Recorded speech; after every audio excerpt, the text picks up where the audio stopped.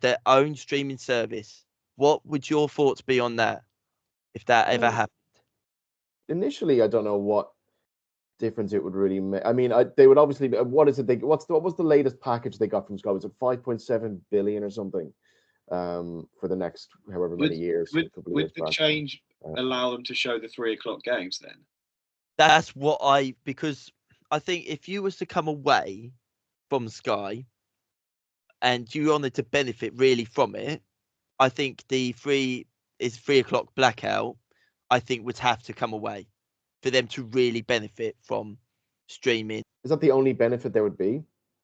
Probably price as well. If they'd done it for a good price as well, I think they'd have to do it for like a good price to tease people away from Sky. I don't think Sky would almost let them go because Sky's lost a lot of football rights over the last few years. They don't have the Champions League anymore. They've got the EFL. They don't have any of the only international football they still have is the Bundesliga, which is great to watch, but it's not that much. They lost the cricket rights to TNT. I think Sky won't let them go. I think the Premier League almost knows Sky will pay whatever it wants to keep the Premier League going, because that is Sky Sports' biggest selling point. Yeah. Because if you take away that, the biggest thing they have is probably the golf and then the Formula One.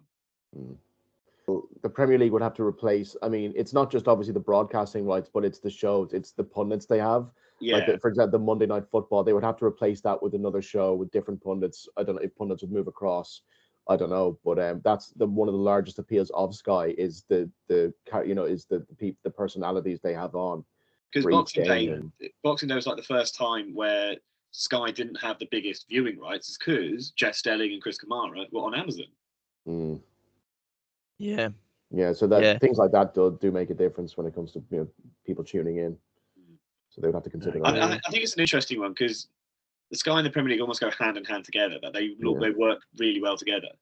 I think if the fixture timings changed, I don't think there should be too much issue. But the 3 o'clock blackout is the biggest sticking point because they argue that if all the Premier League games are on 3 o'clock, people aren't going to go watch non-league games.